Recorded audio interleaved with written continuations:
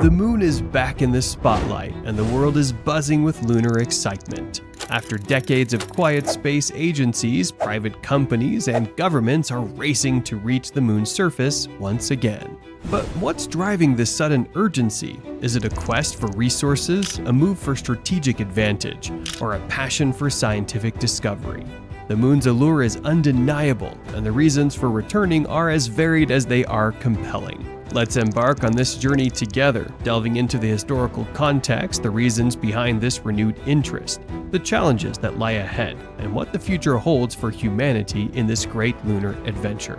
Join me as we explore the fascinating resurgence of lunar exploration. Picture the 20th century, the world recovering from the aftermath of World War II, and two superpowers, the Soviet Union and the United States, locked in a fierce battle for supremacy in space. This clash, known as the space race, kicked off on August 2, 1955, and fueled rapid technological advances. The goal? To dominate spaceflight technologies. The race reached its pinnacle when Neil Armstrong and Buzz Aldrin became the first humans to set foot on the moon on July 20, 1969, with Michael Collins orbiting above in Apollo 11. This monumental achievement was witnessed by 723 million people worldwide and marked America's victory in the space race. NASA's Apollo missions were celebrated as monumental successes. The phrase, "one small step for man, one giant leap for mankind," became etched in human history, symbolizing not just American triumph, but a giant leap for human endeavor.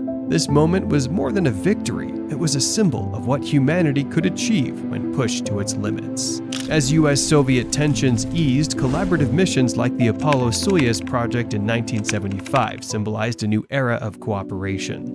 The first ever international handshake in space between American astronaut Tom Stafford and Soviet cosmonaut Alexei Leonov, who docked their spacecraft in orbit, marked a significant moment in international relations. This act paved the way for future collaborative missions, including the International Space Station and the Shuttle Mir program, showcasing what humanity can achieve when we work together. It was a powerful reminder that even in the vast expanse of space, diplomacy and collaboration could prevail over rivalry and conflict.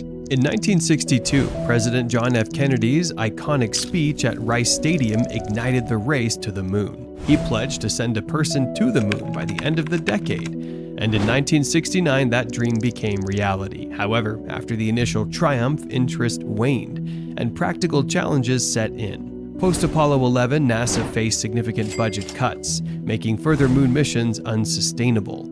With the primary goal achieved, the sense of urgency diminished and the focus shifted to other space endeavors. The cost of lunar missions was astronomical, initially projected at $7 billion, but ultimately costing $20 billion. These high costs, coupled with the completion of the primary political objective, led to a redirection of funds to other projects. The emphasis shifted towards Mars exploration, the construction of the International Space Station, and addressing terrestrial concerns. The Cold War's easing also led to significant reductions in missile manufacturing, including space-related ones, further impacting lunar exploration efforts. The shifting priorities reflected the evolving geopolitical landscape and the emergence of new scientific frontiers. Now, NASA plans to return to the moon under the Artemis project, driven by several compelling reasons. First and foremost is the discovery of water. In August 2023, India became the first nation to successfully land on the moon's south pole, where scientists believe large reserves of water exist. Water is crucial for future lunar colonization, not just for hydration, but also for creating rocket fuel. NASA's new SLS rocket, which will launch astronauts back to the moon, uses this type of fuel. With access to water, the moon could become a refueling station and a springboard for deeper space exploration. The potential to harness lunar resources represents a monumental leap in making space travel more sustainable and far-reaching. Another reason is to address the world's energy problems. By 2050, the Earth's population is projected to reach 9.1 billion, necessitating new energy solutions. The moon, with its abundant solar energy, could supplement Earth-based renewable technologies. Imagine unlimited clean energy being beamed from lunar solar farms to Earth or satellites for transmission back to the planet, potentially revolutionizing our approach to energy. Additionally, the development of these technologies could spur innovation and economic growth back on Earth, creating new industries and job opportunities. The moon could also help protect Earth from disasters like supervolcano eruptions and asteroid strikes.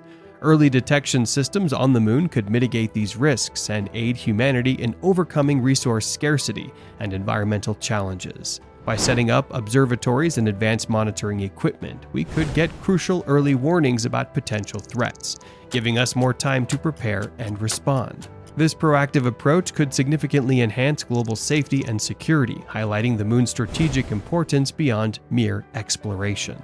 Despite the excitement, lunar exploration faces significant challenges. Developing new technologies to ensure astronauts' safety during travel and prolonged lunar stays is paramount. Modern missions require entirely new spacecraft, landers, spacesuits, and life support systems. The moon's harsh environment, extreme temperature variations, radiation, and lack of atmosphere makes it a hostile and uninhabitable location. Temperature swings on the moon are dramatic, with daytime highs reaching 127 degrees Celsius and nighttime lows plummeting to minus 173 degrees Celsius. This extreme environment requires innovative solutions to protect astronauts and equipment. Radiation exposure is another significant concern, as the moon lacks an atmosphere or magnetic field to shield against cosmic rays and solar radiation. Political and budgetary issues further complicate NASA's plans. The Artemis program, aimed at landing the first woman and the next man on the moon, has faced delays and uncertainties due to inconsistent funding. Technical failures in fuel systems have also plagued missions, echoing problems from the Apollo era and space shuttle programs. Fuel leaks remain one of the most common reasons for mission delays and cancellations, underscoring the need for reliable advanced technology. Lunar exploration promises numerous benefits for humanity's future, from economic opportunities to groundbreaking scientific discoveries. In the event of a catastrophic event on Earth, the moon could serve as a backup destination for humanity. It represents a step towards colonization, involving infrastructure development, creating healthy environments, and establishing efficient supply chains. In the long term, the moon could become a gateway to Mars and beyond. NASA clearly states that lunar exploration is our stepping stone for Mars missions. Establishing a sustainable presence on the moon could provide valuable experience and technology for future missions to Mars, paving the way for human exploration of the solar system. The prospect of a thriving lunar outpost opens up exciting possibilities for the next era of human civilization, blending scientific achievement with adventurous spirit. The idea of returning to the moon is full of mysteries and adventurous possibilities. The moon is more than just a rock, it's a treasure trove of science and potential. Imagine the stories we will tell of new discoveries, the challenges we will overcome, and the adventures that await us. What do you think about the possibility of people living on the moon in the future? Share your thoughts in the comments, and don't forget to like, share, and subscribe.